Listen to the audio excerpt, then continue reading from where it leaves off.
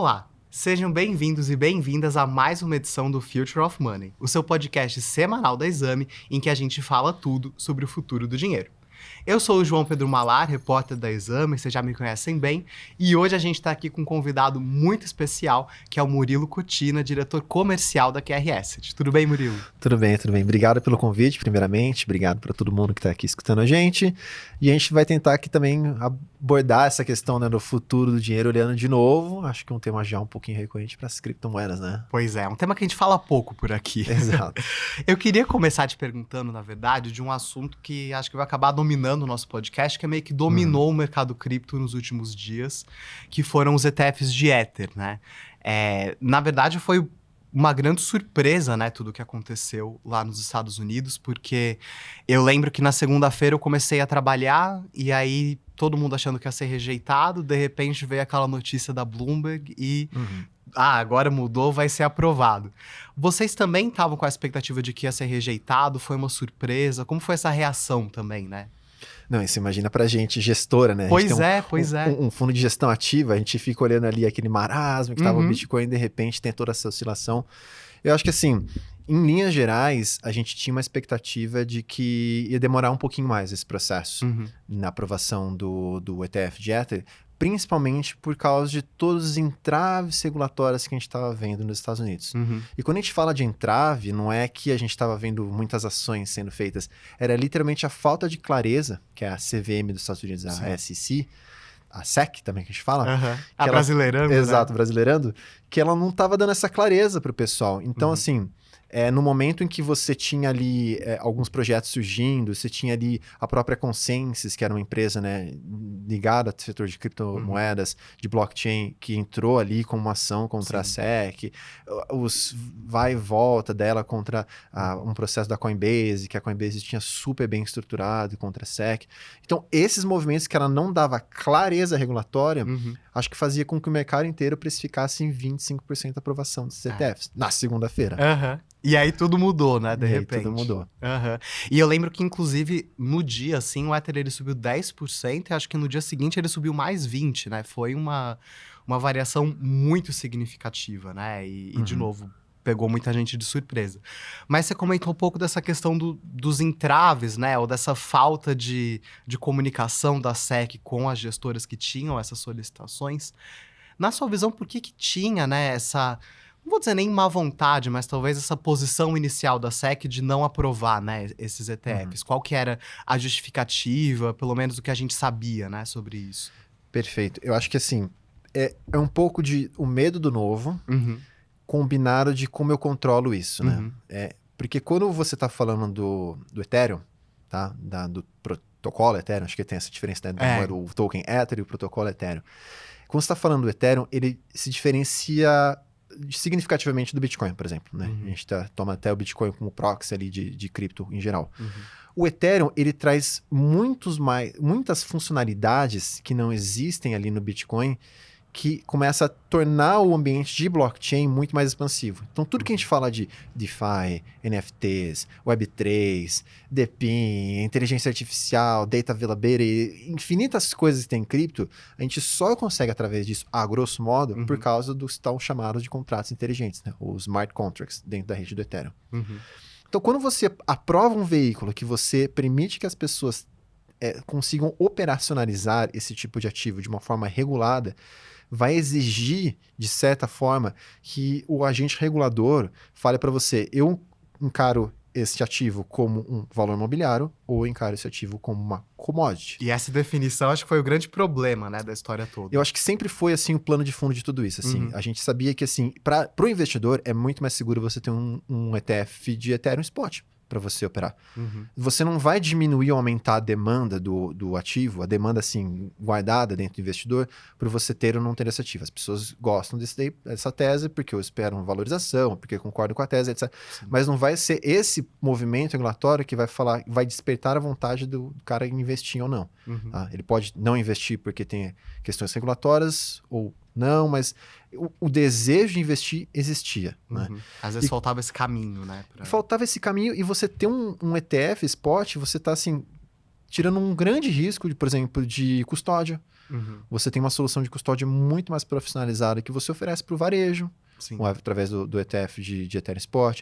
Quando não é futuros, você também tira um pouquinho desse play que às vezes tem de você, né, uma curva de futuros versus uma curva de spot.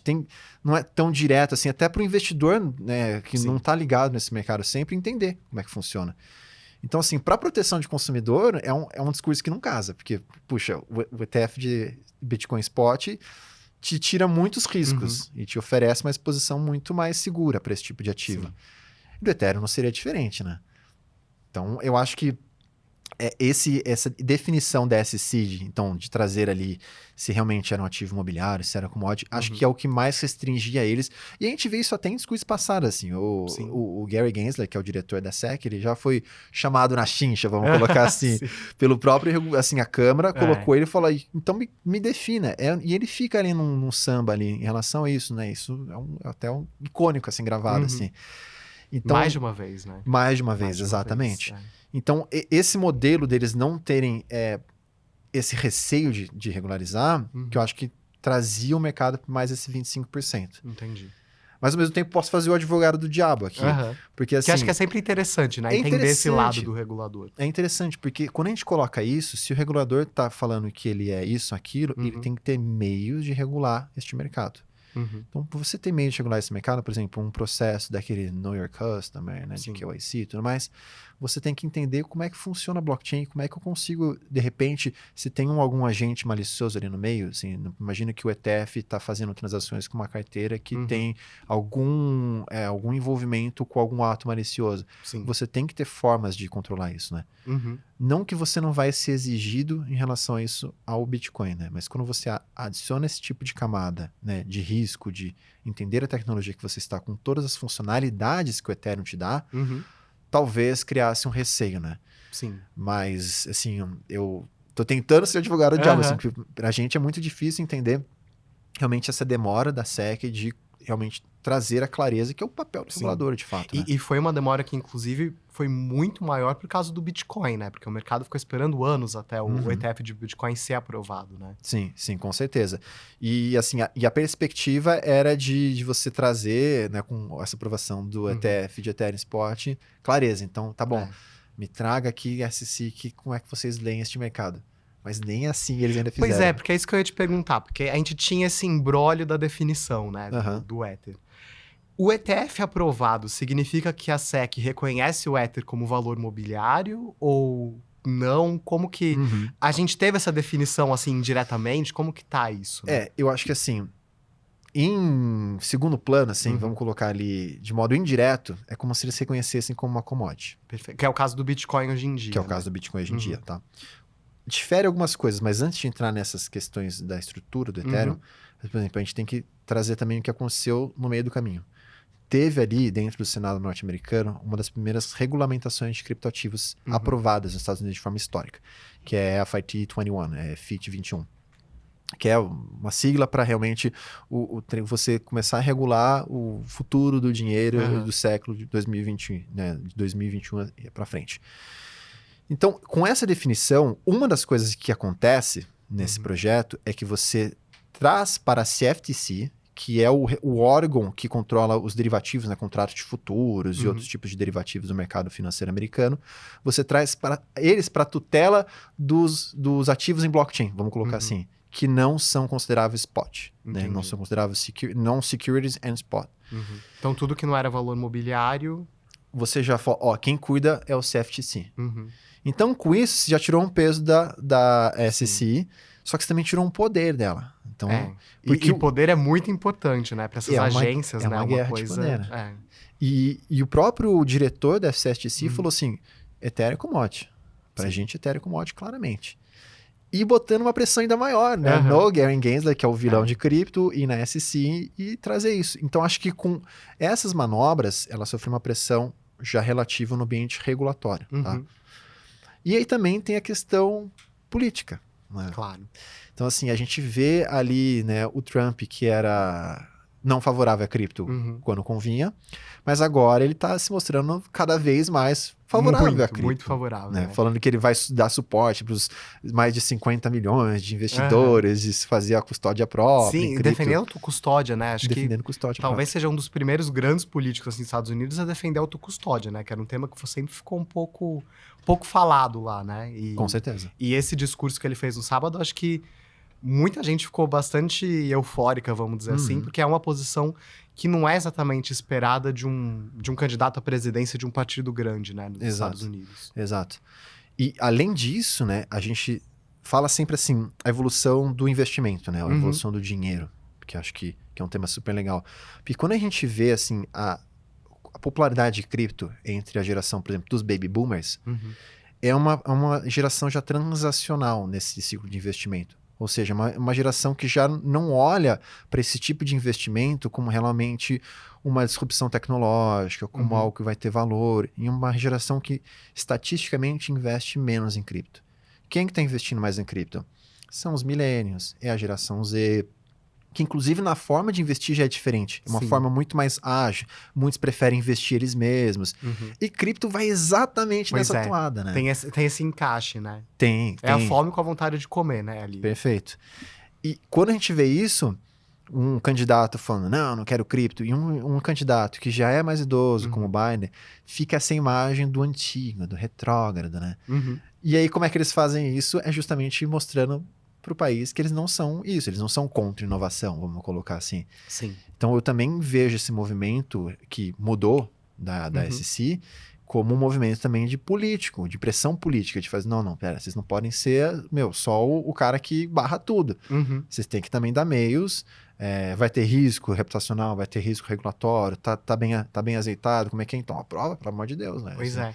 E eu acho muito interessante porque esse projeto, né, que você citou, ele foi aprovado, inclusive, com o apoio de alguns integrantes do Partido Democrata, né, que é o partido do Biden. Então, acho que tem essa percepção de que, olha, talvez essa postura muito rígida contra a cripto pode estar fazendo com que a gente perca eleitorado e perca dinheiro também, né? Porque são doações de empresas de cripto que podem estar concentrando mais para um lado do que para o outro, né, nessa relação.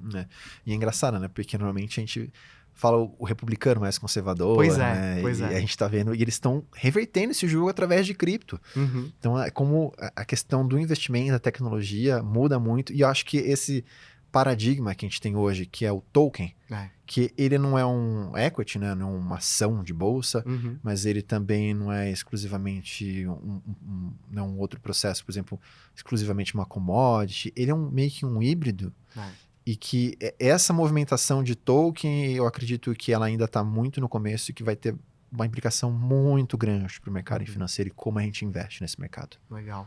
E, só que a gente estava falando de tudo isso, né, e dessa aprovação, mas para o investidor, na prática, ainda não mudou muita coisa porque esses ETFs não foram lançados, né, nos Estados Unidos. Como que tá essa perspectiva de vocês para esse lançamento? A gente consegue... assim, já foi muito difícil imaginar que ia ser aprovado, né? Mas a gente consegue imaginar quando ele pode ser lançado lá nos Estados Unidos, porque aí ganha mais concretude, né, a coisa. Perfeito.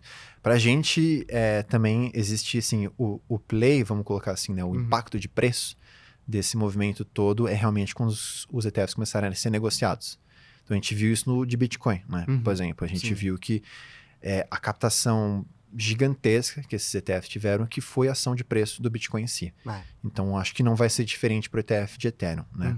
Então, assim, o que a gente vem olhando com alguns analistas e lobistas do setor é que provavelmente esses ETFs podem ser aprovados já em junho, né, para ser negociados em junho, mas, porém, contudo, entretanto, a questão do staking pode atrasar um pouquinho essa de fato, negociação desses ETFs. Então, se a gente colocasse ali no melhor cenário já em junho, a gente poderia ver isso, mas não descartaria ver por julho também essa negociação. Que, legalmente, eles têm um prazo ali de 6 meses, tá? Até fazer tem um formulário que você tem que depois preencher e declarar que é o S1. Aí, depois dessa aprovação, eles começam a ser negociados em bolsa. Entendi. Então, esse prazo gira até uns 6 meses, mais ou menos, sim, mas... Que seria o terror da ansiedade do investidor de cripto, né? Esperar 6 meses seria um... Seria o terror. E o investidor de cripto já é pouco ansioso, né? Imagina com tudo isso, né? Não, ia vir a teoria que não, eles não vão mais aprovar, vai voltar atrás. Com certeza. E você estava falando do staking, né? Que eu acho que é um assunto, quando a gente fala de Ether, não tem como fugir, né? Muito. Mas acho que talvez possa ter algumas pessoas que estão ouvindo o podcast e nem sabem o que é staking, né? Então, antes da gente falar de staking e Ether e o ETF, o que é o staking, né? Aqueles desafios, explique em 5 segundos, muito simples. Mas o que é o staking, né? Em cripto? Vamos pensar assim, cripto, ele tem uma camada ali que ele vai fazer essa própria validação da rede, tá? Uma camada ali de consenso, às vezes, que a gente fala. Ethereum hoje é uma moeda que é baseada no Proof of Stake, né? Ou seja, a prova de stake, né? Que você coloca dentro da sua moeda. Esse processo vai funcionar como, grosso modo.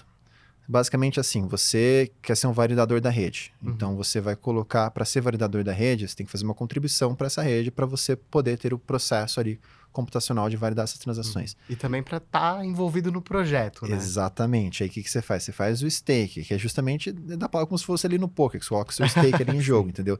Você vai pegar os seus Ethereums e você vai depositar ele dentro da rede. E assim, quanto mais Ethereums dentro da rede você depositar, mais favorecido você vai ser dentro desse processo, mais selecionado você vai ser para validar essas transações. Lembrando que validar transações você recebe Ethereum em recompensa, tá? Então você acaba fazendo essa rede de validadores e você vai colocando uma grana em jogo.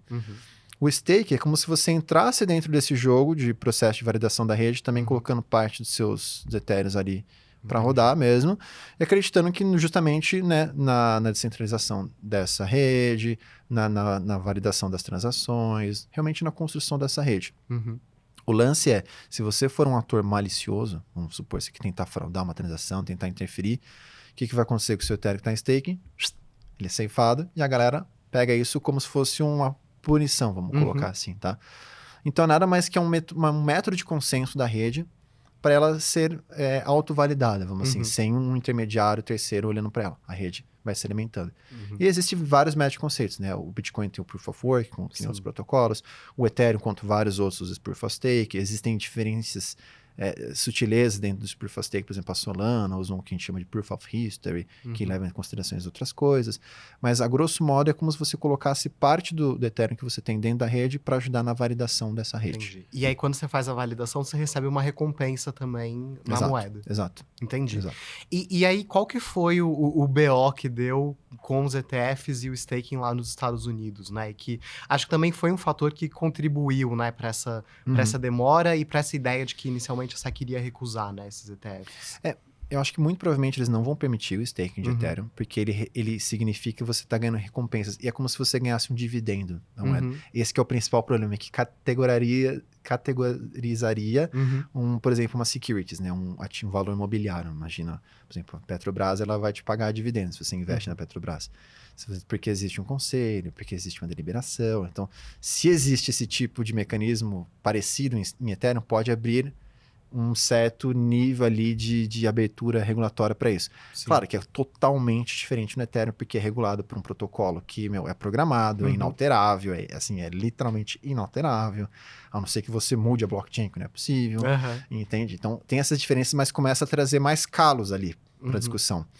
Então, acho que para chegar no mais conservador, a SEC deve não permitir o processo de staking, mas por existir essa possibilidade, eles têm que envelopar isso, né? Porque existem até algumas custodiantes que permitem já fazer esse staking de uma forma muito simples e direta. Entendi. Então, acho que isso deve dar um entravezinho, mas não vejo hoje a SEC comprando essa briga ou mesmo entrando no jogo. Até porque, exatamente quando teve essa mudança da probabilidade de aprovação, a SEC começou a falar muito mais com as gestoras que entraram com os pedidos e a gente viu várias alterações, né, nesses pedidos. Sim. Então, acho que a própria postura da SEC mudou, né? Talvez se tenha algum problema sobre staking ou sobre outra coisa, eles provavelmente vão apontar antes para corrigir e aí aprovar, né? Exatamente. Porque também o staking envolve uma regulação já de outros agentes, né? Por exemplo, a relação custódia, corretora, esse tipo assim, não vejo hoje a SEC tão ativa ou tão confortável, assim. Acho que nenhum regulador em geral eu veria tão ativo e confortável nesse sentido. E eu acho que depois dessa aprovação do ETF de Ether, acho que o mercado cripto tá sempre esperando por mais, né? E acho que o mais seria, a gente vai ver ETFs de outras criptomoedas aprovadas, tipo Solana ou XRP, isso é uma possibilidade concreta hoje ou ainda é meio wishful thinking dos investidores? Querem um ETF disso? Eu acho que essa é a grande pergunta. Porque assim, dando um passo atrás, eu acho que o ETF de Ethereum, ele representa uma gigantesca vitória para o mundo cripto.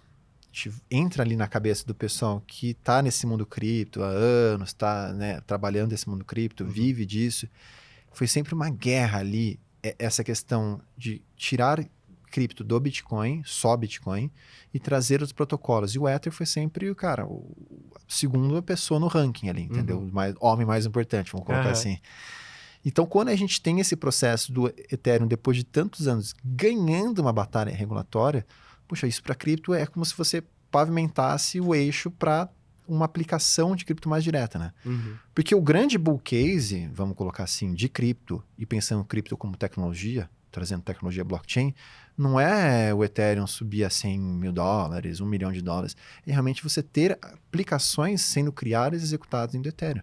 Então, tanto hoje quanto a gente usa o nosso celular, que, sei lá, você está usando um cloud service da Meta, da AWS, seja o que for, você nem sabe que você está mandando uma mensagem que é criptografada, que ela é descriptografada, que ela chega no celular. Você só sabe que você está mandando uma mensagem que chega para a pessoa. O bull case de blockchain, de cripto, é a mesma coisa. É você estar usando tecnologia blockchain e nem saber que você está usando essa tecnologia blockchain. Vira essa infraestrutura, né? E é justamente essa infraestrutura e essa aprovação do ETF de Ethereum traz um pouco mais de clareza, um conforto maior para que grandes empresas, comecem a utilizar mais a tecnologia blockchain como solução. Então, a gente já vê grandes empresas fazendo isso, né? Por exemplo, o JP Morgan tem uma célula que faz isso, o Google está começando a entrar em relação a isso, o próprio Brasil com o programa do Drex, que é um programa gigantesco e, assim, pioneiro dentro desse sentido. Então, cada vez que você tem mais clareza regulatória, você permite que essa tecnologia ela seja mais impulsionada para aplicabilidade. E isso tende a repercutir em outras moedas. Será que Ethereum é o grande vencedor? Será que Ethereum vai ser a solução única de infraestrutura para smart contracts? Acho que não. Acho que existe espaço para outras redes como Solana, por exemplo, né? A gente brinca muito de o Ethereum sendo o Android e Solana sendo ali a parte da Apple, né? Então, existe narrativa, estou falando de Solana, mas eu posso citar também Cosmos com uma estrutura diferente. O que não falta é projeto. O que não falta é projeto e, assim, as nuances tecnológicas desse projeto vão ficar cada vez menos claras para o investidor comum. Mas para quem está criando as aplicações, essas nuances é o que faz a diferença de cada um, né? Por isso que a gente tem tantas empresas de tecnologia hoje que, se a gente for citar quantas empresas o Google utiliza, né, dentro do seu aparato para te oferecer um serviço, a gente não tem ideia. E eu acho que cripto segue nessa entoada, assim. Então, voltando para a tua pergunta, eu acho que isso abre, assim, caminho para outros protocolos. E acho que à medida que um outro protocolo sair, a gente pode citar o caso do Solana, por exemplo, ele sair e tem um ETF, chancela que ele está jogando a Liga dos Campeões, entendeu? Que ele realmente não é mais um projetinho ali de nicho, realmente é um negócio que tem interesse institucional. Até porque é isso, né? Se a gente vê um pedido... É porque uma gestora relevante no mercado viu que existe essa demanda, tem esse potencial, e aí quer lançar esse produto de investimento, né? Tem essa relação, né? Com certeza. E você acha que... Porque assim, acho que não foi uma coincidência, né? Que tanto o Bitcoin e o Ether ganharam ETFs de futuros antes do ETF à vista, né? Você acha que isso também tende a se repetir com outras criptomoedas que possam ganhar um ETF no futuro? Ou pode ser uma dinâmica diferente? É uma boa pergunta. Eu acho que hoje, dado o caminho mais pavimentado para esse pessoal, acho que a tendência seria procurar o spot direto. Entendi. Então, nesse jogo, se eu pensasse nesse jogo de guerra de inovação, quem que é mais pró-inovação, quem é menos pró-inovação e tal, eu acho que o pessoal procuraria mais exposição direta, que, assim, para quem estrutura esse tipo de veículo, é muito mais simples, né? Sim. Então, eu iria mesmo para essa camada de spot, mesmo porque...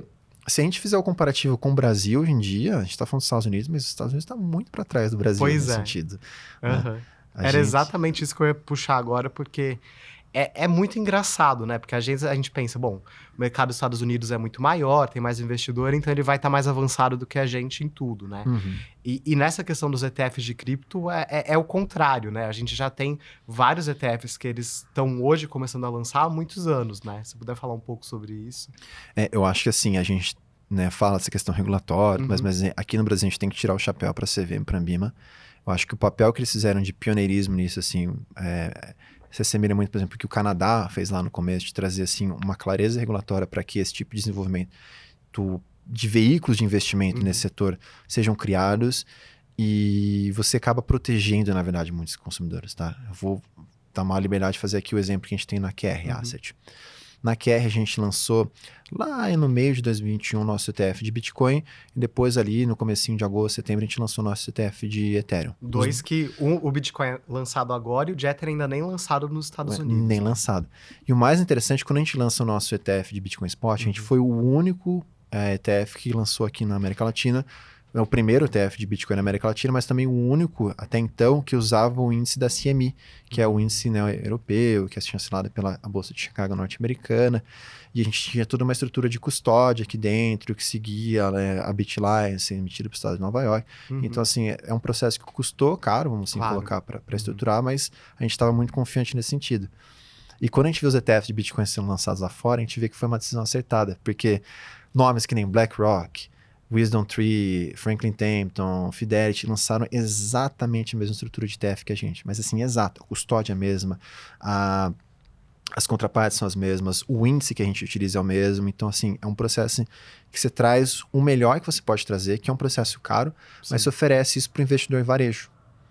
Então, assim, você tira esse risco de custódia, assim, de um ativo que já é super volátil. Então, você quer assumir o risco de mercado? Show. O que você não quer? O risco de game over, que é o risco de custódia. Então, mitigo esse risco de custódia para você ao máximo que eu posso e a gente vai falar só do risco de mercado.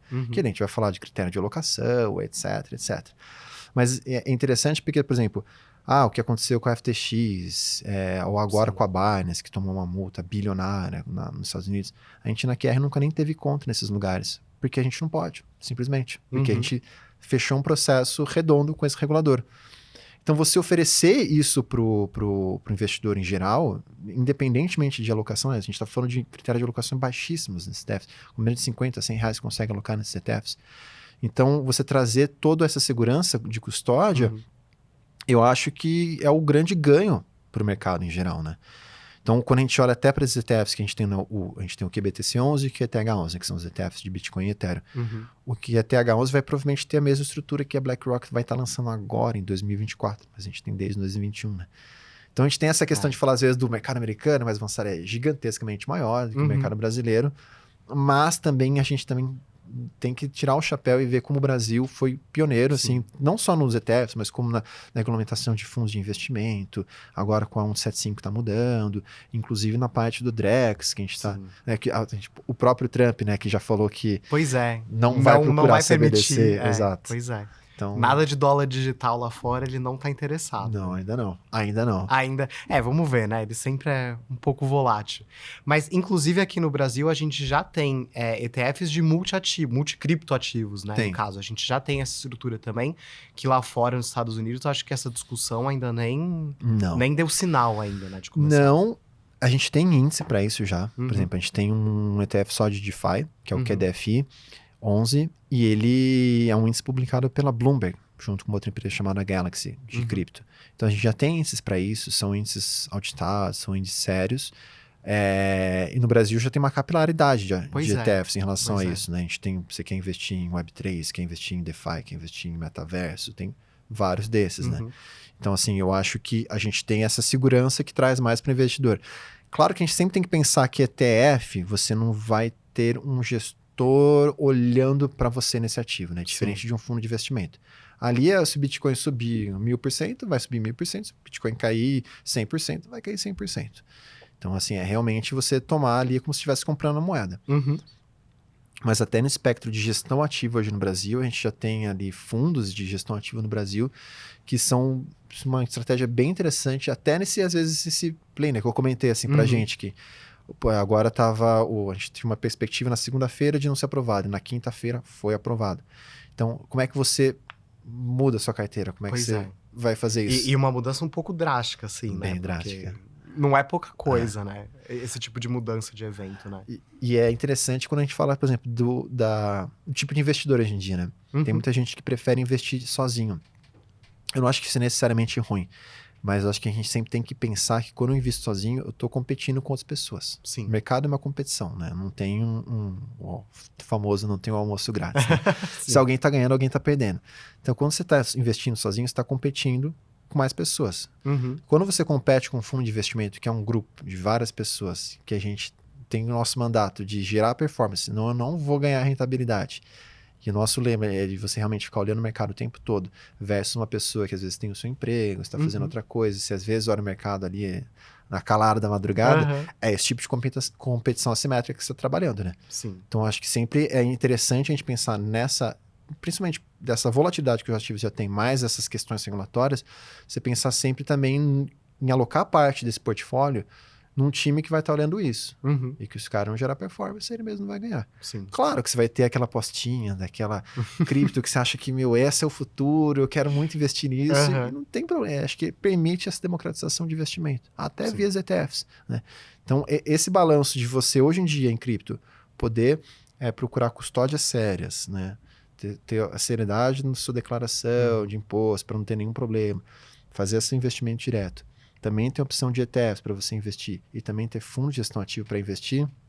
Eu acho que o Brasil é um dos poucos lugares que você tem essa gama toda bem estruturada, vamos colocar assim. E como você falou, a QR foi uma das primeiras assim, a lançar ETFs de cripto aqui no Brasil, né? E como vocês observam a receptividade dos investidores para esses ETFs? Foi uma coisa assim... ela aumentou com o passar dos anos, ainda é um nicho, mas é um nicho que cresceu. Como que é a visão do investidor em relação a esses ETFs, né? Eu acho que ele tem ciclos bem definidos, cripto, né? Em ciclo de baixa, é notável que a gente tem um êxodo grande desses investimentos, por causa da volatilidade e tudo mais.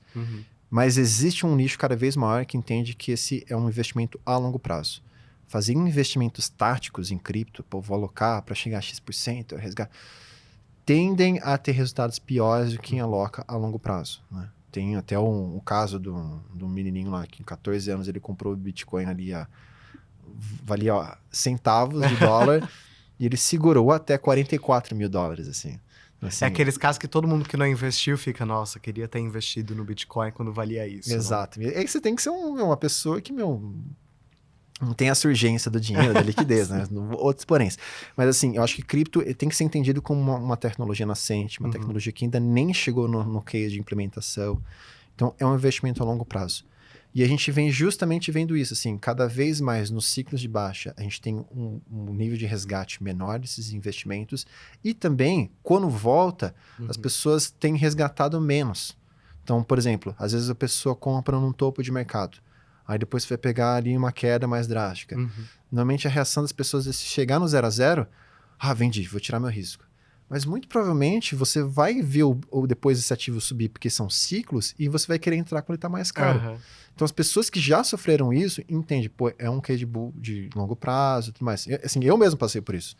Eu comprei cripto no começo, foi 2015, e fui 2016, valorizou, 2017 valorizou, e aí quando eu falei, nossa, agora é a hora, cripto eu comprei no topo de 2017. E aí vi um negócio derreter na minha frente, assim. E aí você começa a entender, fala, puxa, é uma dinâmica diferente, é um mercado de ciclos. Então, dito isso, a gente tem visto essa educação do investidor também em relação a cripto, entender que não existe dinheiro fácil, não é porque você está investindo em cripto que você vai ficar milionário. É uma composição de portfólio, você não dá win em cripto, é um negócio mais volátil, mas existem gente séria já olhando para isso hoje em dia. Então, até nos ETFs de Bitcoin lá nos Estados Unidos, a gente viu aqui pra gente uma das captações recordes, assim, de janeiro para cá. Assim, a gente captando mais de 150 milhões só no ETF de Bitcoin, assim, em poucos meses.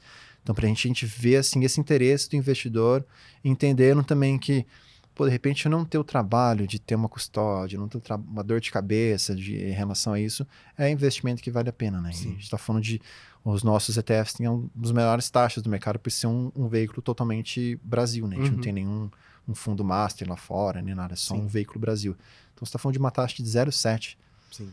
Assim, E acho que teve muito isso também, né? Sendo aprovado lá nos Estados Unidos, eu acho que não só a aprovação, mas também você vê uma BlackRock, uma Fidelity lançando esse ETF, gera um interesse de você aqui ir atrás e você tem isso aqui, eu posso investir. Acho que também explica um pouquinho essa captação, né, que vocês tiveram, esse interesse tão grande. Com certeza.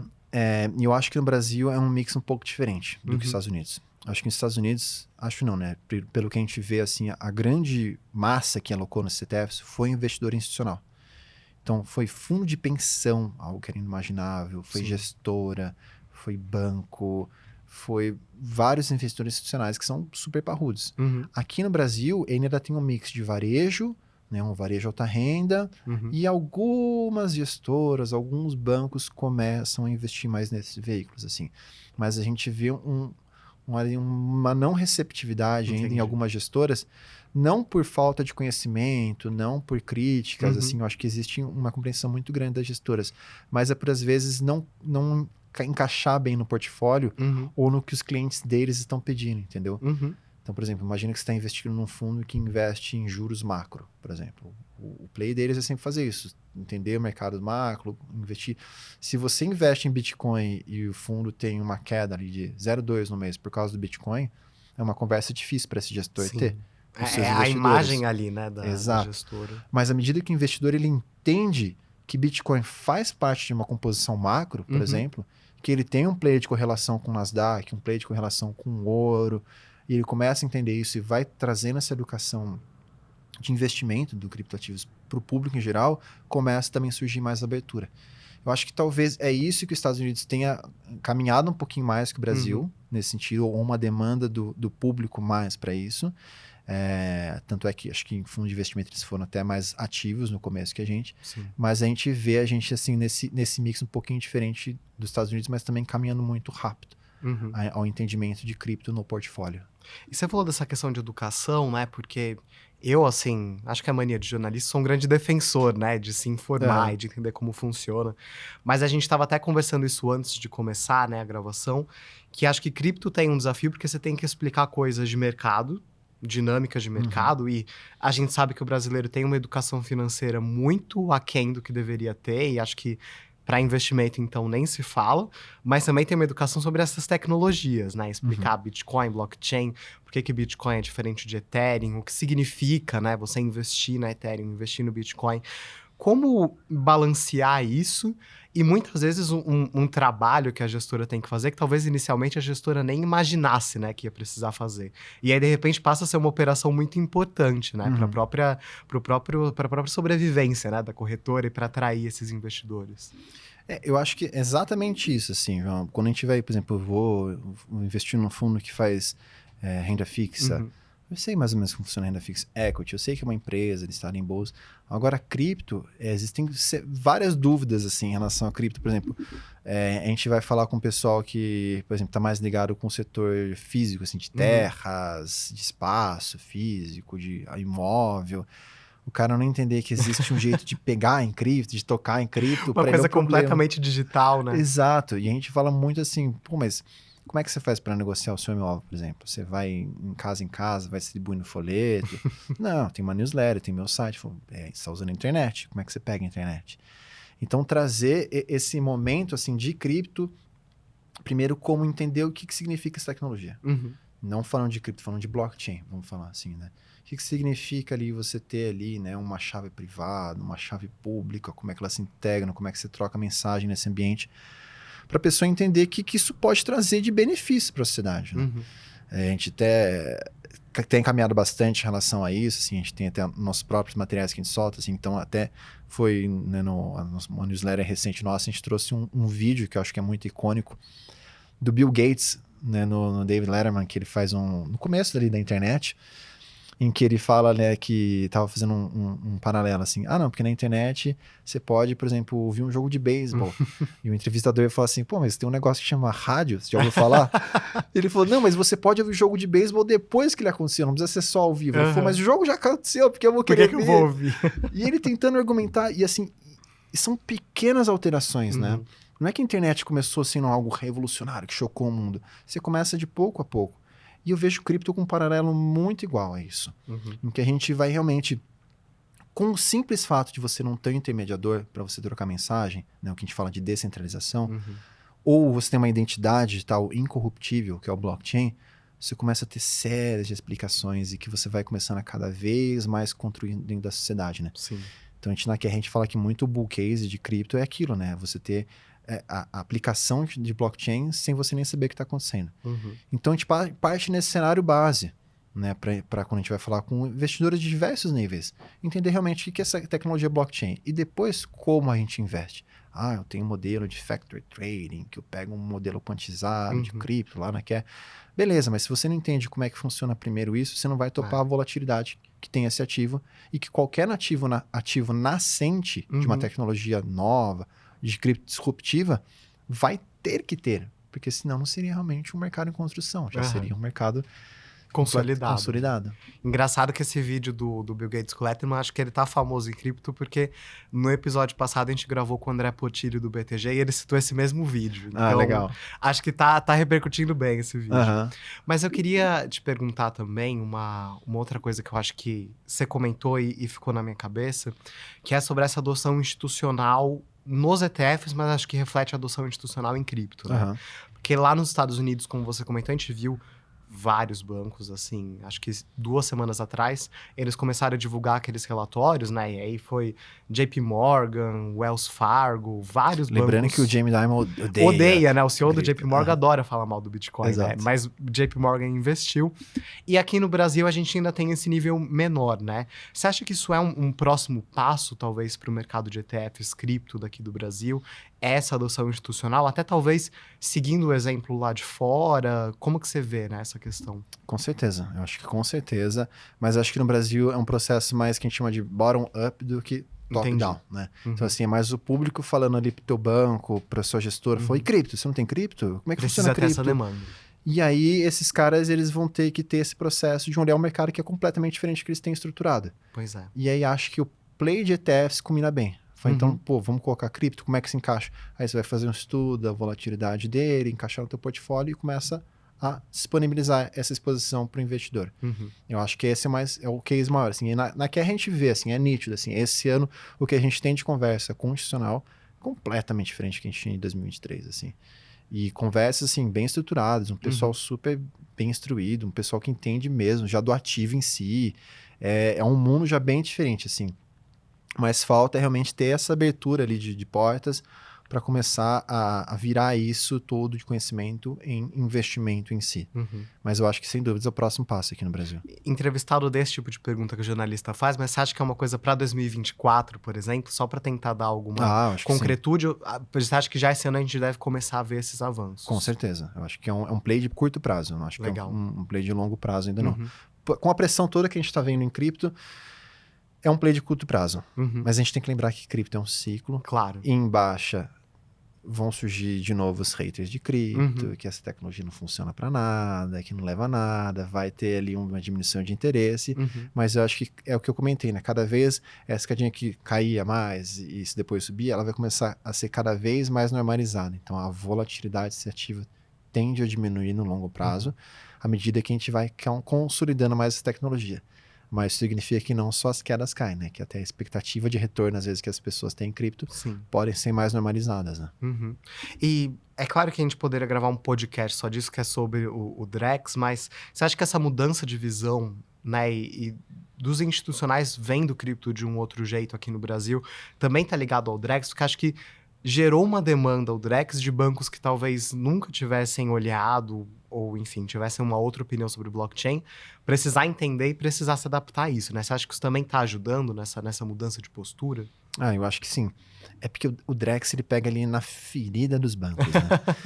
Vamos colocar assim, se você ameaça uma diminuição do poder financeiro brasileiro, eu tenho fazendo aqui um advogado do modelo Cyberpunk de cripto, eu acho que ele tem implicações sérias, não de que o banco vai perder o seu poder, vai virar uma anarquia, não nada disso, mas no sentido de os bancos têm que entender como eles se adaptam a essa tecnologia, que é uma tecnologia, se a União está falando disso, eu tenho que entender e tenho que estar preparado para isso. Sim. Então, aí surge, sim, a demanda de você ter pessoas mais capacitadas, que entendam mais de blockchain dentro do seu time, né? Por exemplo, numa parte ali de treasuries, uma parte de investimentos mesmo. Começa a surgir mais especialistas sobre isso, tanto formados dentro do banco ou trazidos de fora. E a gente vê isso já acontecendo. Mas o próximo passo é realmente isso, começar a entrar mais no portfólio junto com pessoas físicas. Mas o Drex, eu acho que por ser pioneiro, por ter esse cutucar assim dentro das estruturas deles, eu acho que de fato impulsiona toda a questão. Mas ao mesmo tempo também traz a tecnologia blockchain não só como investimento em cripto, né? Acho que traz também como investimento na infraestrutura blockchain, né? Sim. Acho que na verdade, assim, João, a gente tem dois pilares, assim, né? Blockchain como tecnologia e blockchain como investimento. Acho que no Brasil eu vejo assim, mais blockchain como tecnologia mais consolidada. Pô, tem jogo. Vai falar de tokenização?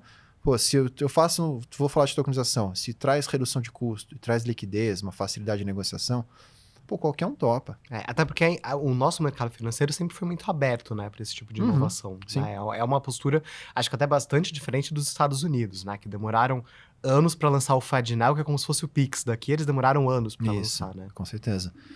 E daí, quando a gente fala nessa estrutura assim, de tecnologia, é isso que você falou. O pessoal, se tem aplicabilidade, eles se moldam e entram nisso. Agora, cripto como investimento, você tem que entrar numa outra seara, assim, entendeu? Acho que regulatório é a gente diminui esse nível regulatório, deve ter mais entradas, e o próximo passo é ver como é que ele se encaixa dentro de um portfólio, que é um processo natural de você trazer uma nova classe de ativo para o portfólio de gestoras ou de bancos em geral.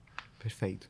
Tem uma outra pergunta que, assim, todo analista de cripto odeia quando eu faço, que é sobre preço, né? Mas eu prometo que eu não vou ser tão específico assim.